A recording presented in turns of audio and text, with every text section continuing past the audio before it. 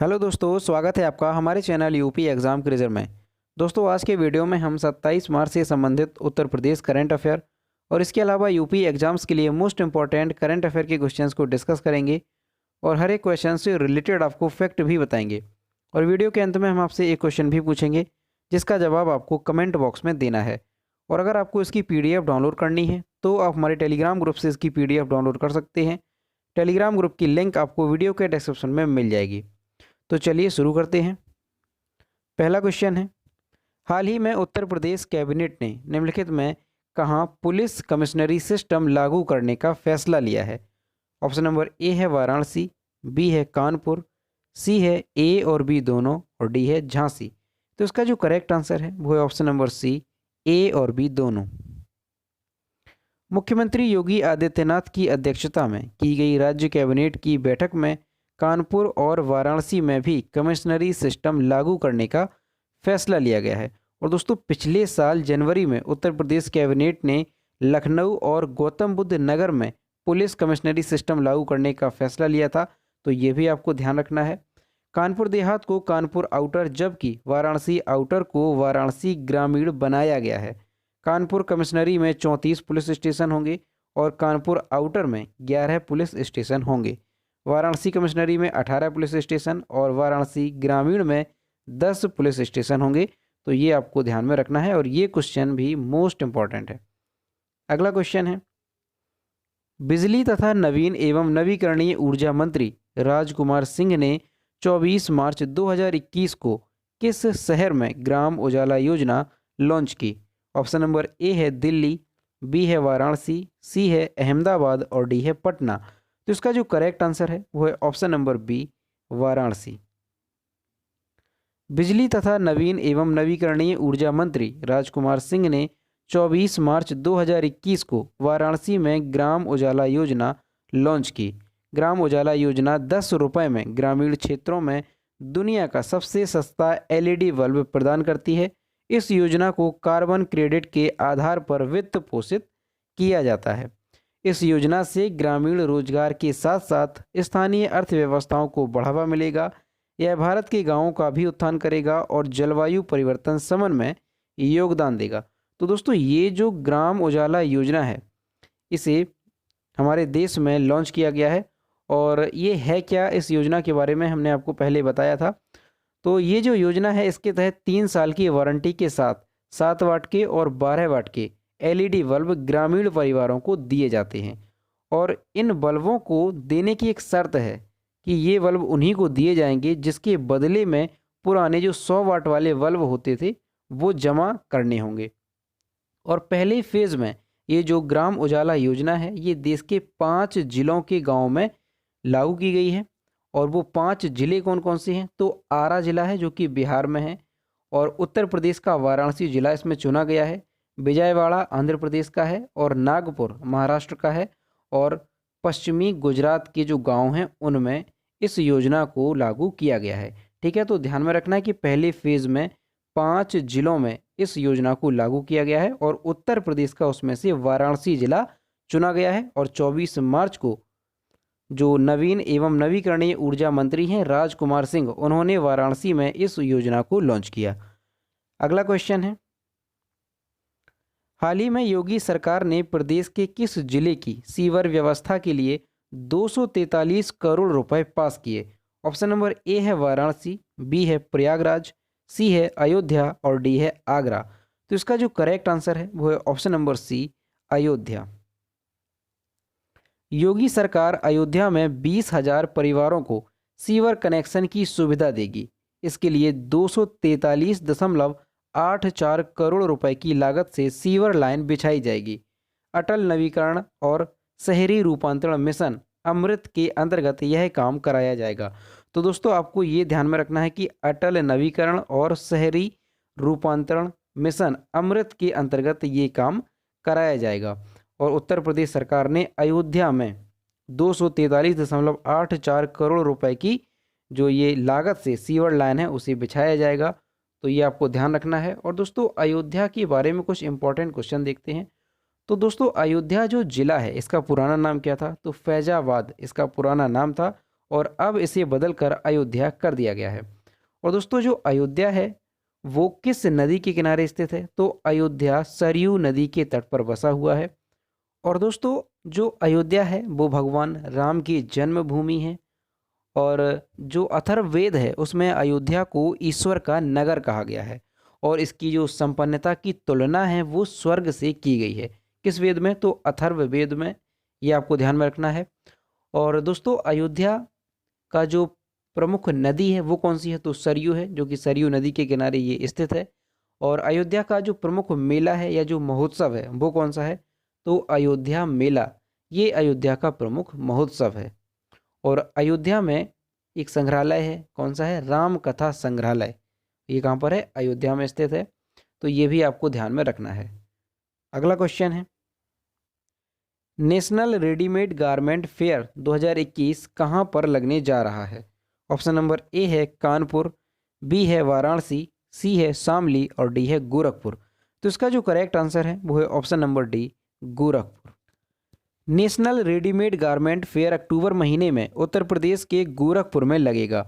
मुख्यमंत्री योगी आदित्यनाथ गोरखपुर में एक जिला एक उत्पाद यानी ODOP के तहत रेडीमेड गारमेंट को गोरखपुर के लिए दूसरे उत्पाद के रूप में मंजूरी दी गई है। तो दोस्तों ये क्वेश्चन मोस्ट इंपॉर्टेंट है, ये आपको अच्छे से ध्यान में रखना है कि जो गोरखपुर का एक जिला एक उत्पाद था वो क्या था? टेराकोटा। लेकिन अब गोरखपुर के लिए दूसरे एक जिला एक उत्पाद के तहत उत्पाद को चुना गया है। और वो कौन सा है? तो रेडीमेड गारमेंट को गोरखपुर के लिए दूसरे उत्पाद के रूप में मंजूरी दी गई है। तो ये आपको अच्छे से ध्यान में रखना है, ये मोस्ट इंपॉर्टेंट है। एक तो चुना गया था पहले टेराकोटा और अब जो है गोरखपुर का दूसरा जो उत्पाद है वो क्या हो जाएगा? Readymade garment. तो ये आपको अच्छे से ध्यान रखना है। अगला क्वेश्चन है, निम्नलिखित में से किन्हें व्यास सम्मान 2020 से सम्मानित किया जाएगा? ऑप्शन नंबर ए है शरद पगारे, बी है अमीश त्रिपाठी, सी है पुष्पेश पंत और डी है डॉक्टर सुभाष कश्यप। तो इसका जो करेक्ट आंसर है वो है ऑप्शन नंबर ए, शरद पगारे।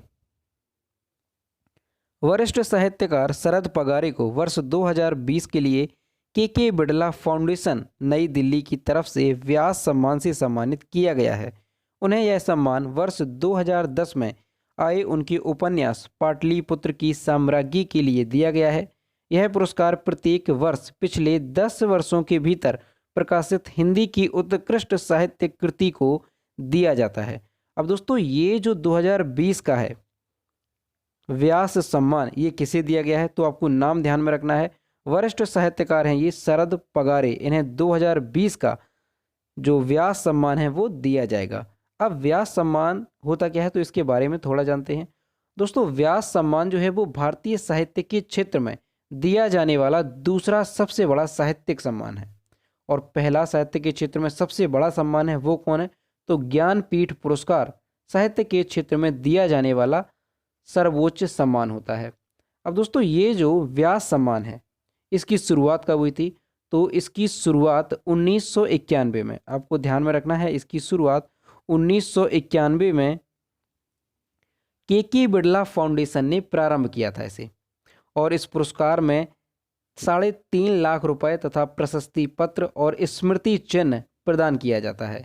और दोस्तों जो पहला व्यास सम्मान है वो 1991 में रामविलास शर्मा को दिया गया था।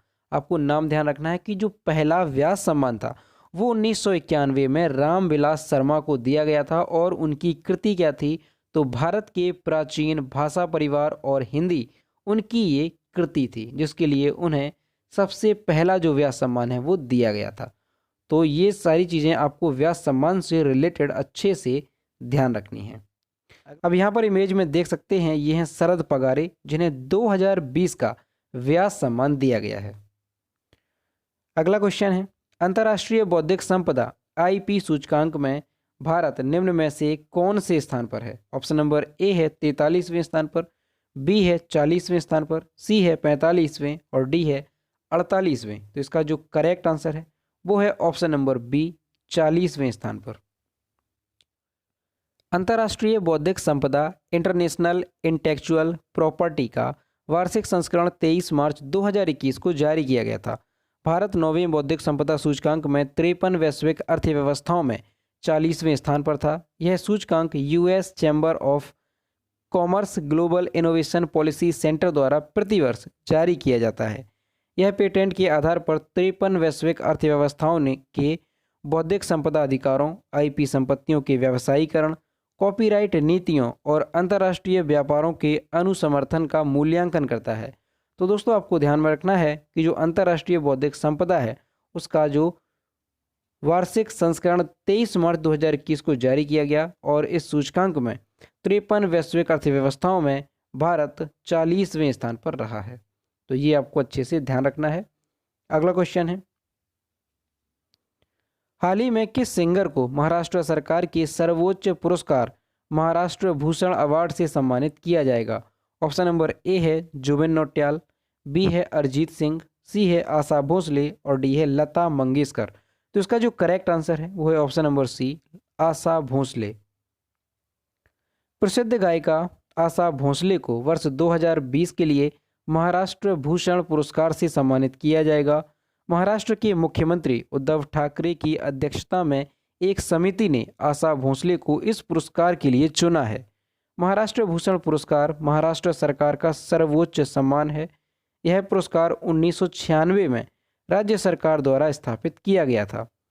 राज्य के प्रतिष्ठित व्यक्तियों की विभिन्न क्षेत्रों की उपलब्धियों और उनके प्रतिष्ठित कार्य के लिए यह पुरस्कार दिया जाता है। तो दोस्तों ये क्वेश्चन भी मोस्ट इंपॉर्टेंट है, ये आपको अच्छे से ध्यान में रखना है कि वर्ष 2020 के लिए जो महाराष्ट्र का सर्वोच्च पुरस्कार है कौन सा है? महाराष्ट्र भूषण पुरस्कार। इससे किसे सम्मानित किया जाएगा? तो प्रसिद्ध गायिका आशा भोसले को इस पुरस्कार से सम्मानित किया जाएगा।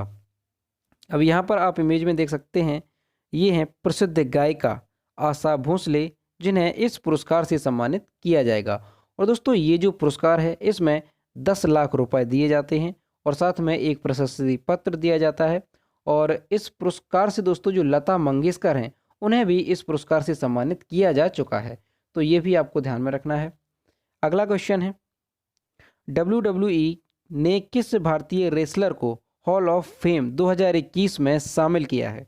ऑप्शन नंबर ए है द ग्रेट खली, बी है बजरंग पुनिया, सी है सुशील कुमार और डी है योगेश्वर दत्त। तो इसका जो करेक्ट आंसर है वो है option number A the great खली। WWE के मुताबिक दिलीप सिंह राणा उर्फ द ग्रेट खली को हॉल ऑफ फेम 2021 में शामिल किया जा रहा है। द ग्रेट खली के साथ अंडरटेकर और केन के भी हॉल ऑफ फेम 2021 में शामिल किए जाने की घोषणा की गई है। द ग्रेट खली ने साल 2006 के अप्रैल में स्मैकडाउन में एंट्री की थी। तो दोस्तों ये क्वेश्चन भी इंपॉर्टेंट है, आपको अच्छे से ध्यान में रखना है कि WWE के हॉल ऑफ फेम 2021 में किसे शामिल किया जा रहा है? तो द ग्रेट खली, और इनका नाम क्या है? दिलीप सिंह राणा इनका नाम है और इन्हें द ग्रेट खली के नाम से भी जाना जाता है। तो इन्हें हॉल ऑफ फेम 2021 में शामिल किया जा रहा है और इनके साथ ही अंडरटेकर और केन के भी हॉल ऑफ फेम 2021 में शामिल किए जाने की घोषणा की गई है। अब दोस्तों जो WWE है यहाँ पर इसका फुल फॉर्म क्या होता है? तो इसका फुल फॉर्म होता है वर्ल्ड रेसलिंग एंटरटेनमेंट। आपको अच्छे से ध्यान में रखना है, वर्ल्ड रेसलिंग एंटरटेनमेंट इसका फुल फॉर्म होता है। अगला क्वेश्चन है, हाल ही में UIDAI का मुख्य कार्यकारी अधिकारी किसे नियुक्त किया गया है? ऑप्शन नंबर ए है संजीव कुमार, बी है सौरभ गर्ग, सी है अतीश चंद्रा और डी है प्रशांत कुमार सिंह। तो इसका जो करेक्ट आंसर है वो है option number B, Saurabh Garg. हाल ही में केंद्र सरकार ने UIDAI का मुख्य कार्यकारी अधिकारी सौरभ गर्ग को नियुक्त किया है। इसके अलावा केंद्र सरकार ने राजीव कुमार को एयरपोर्ट्स अथॉरिटी ऑफ इंडिया का अध्यक्ष एवं अतीश चंद्रा को FCI का CMD नियुक्त किया है। मोदी सरकार ने गवर्नमेंट ई-मार्केट प्लेस का मुख्य कार्यकारी अधिकारी प्रशांत कुमार सिंह को नियुक्त किया है। तो दोस्तों ये क्वेश्चन भी मोस्ट इंपॉर्टेंट है, आपको अच्छे से ध्यान में रखना है कि UIDAI का मुख्य कार्यकारी अधिकारी किसे नियुक्त किया गया है? तो सौरभ गर्ग को UIDAI का मुख्य कार्यकारी अधिकारी नियुक्त किया गया है। और यहाँ पर जो UIDAI है इसका फुल फॉर्म क्या होता है? तो unique identification authority of India इसका फुल फॉर्म होता है। और इसके अलावा जो संजीव कुमार हैं उन्हें एयरपोर्ट्स अथॉरिटी ऑफ इंडिया का अध्यक्ष नियुक्त किया गया। और जो अतीश चंद्रा हैं इन्हें एफसीआई का सीएमडी नियुक्त किया गया है। और दोस्तों जो एफसीआई है इसका फुल फॉर्म क्या होता है, तो food corporation of India FCI का फुल फॉर्म होता है। तो आपको तीनों नाम बहुत ही अच्छे तरीके से ध्यान रखने हैं। क्वेश्चन है, भारत के मुख्य न्यायाधीश एस.ए. बोबडे ने अपने उत्तराधिकारी के रूप में किसके नाम की सिफारिश की है? ऑप्शन नंबर ए है justice Uday U Lalit, B है जस्टिस एन.वी. रमन, सी है जस्टिस रोहिंटन फली नरीमन और डी है न्यायमूर्ति धनंजन वाई चंद्रचूड़। तो इसका जो करेक्ट आंसर है वो है option number B justice N V. Raman. Bharat के मुख्य न्यायाधीश शरद अरविंद बोबडे ने अपने उत्तराधिकारी के रूप में न्यायमूर्ति एन.वी. रमन के नाम की सिफारिश की है। मुख्य न्यायाधीश बोबडे 23 अप्रैल 2021 को सेवानिवृत्त होने वाले हैं। जस्टिस बोबडे ने नवंबर 2019 में 47वें मुख्य न्यायाधीश के रूप में शपथ ली थी। नियुक्ति के लिए मंजूरी मिलने के बाद न्यायमूर्ति रमन को 24 अप्रैल 2021 को अगले मुख्य न्यायाधीश के रूप में पदभार संभालने की उम्मीद है और 26 अगस्त 2022 को जो ये न्यायमूर्ति रमन हैं ये सेवानिवृत्त होंगे। तो यहाँ पर आपको ध्यान में रखना है कि अब जो अगले मुख्य न्यायाधीश होंगे वो कौन होंगे, तो न्यायमूर्ति एन.वी. रमन।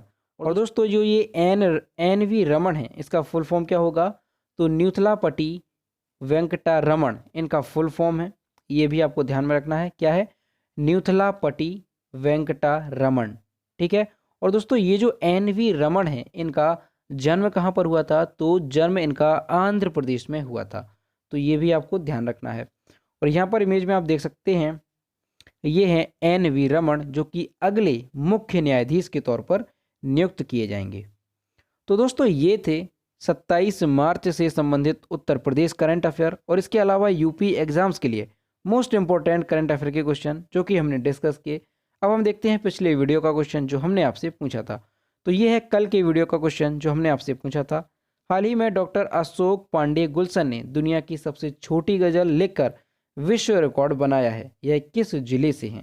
तो इसका जो करेक्ट आंसर था वो ऑप्शन नंबर डी था, बहराइच। और लगभग सभी स्टूडेंट्स ने इसके सही जवाब दिए। और मैं फिर से कहता हूं कि जो भी क्वेश्चन आपसे पूछा जाए तो सभी लोग उसका आंसर जरूर किया करो। तो ये है आज का क्वेश्चन, एशिया का सबसे बड़ा ट्यूलिप गार्डन कहाँ है? ऑप्शन नंबर ए है जम्मू कश्मीर, बी है लद्दाख, सी है अरुणाचल प्रदेश और डी है हिमाचल प्रदेश। तो इसका जो भी करेक्ट आंसर है वो आपको कमेंट बॉक्स में बताना है। तो दोस्तों अगर आपको आज का वीडियो पसंद आया हो तो वीडियो को लाइक करें, शेयर करें और अगर चैनल पर नए हैं तो चैनल को सब्सक्राइब करना ना भूलें। साथ ही बेल आइकन को भी प्रेस करें ताकि टाइम टू टाइम नोटिफिकेशन आप तक पहुंचता रहे। तो मिलते हैं नेक्स्ट वीडियो में। Thank you.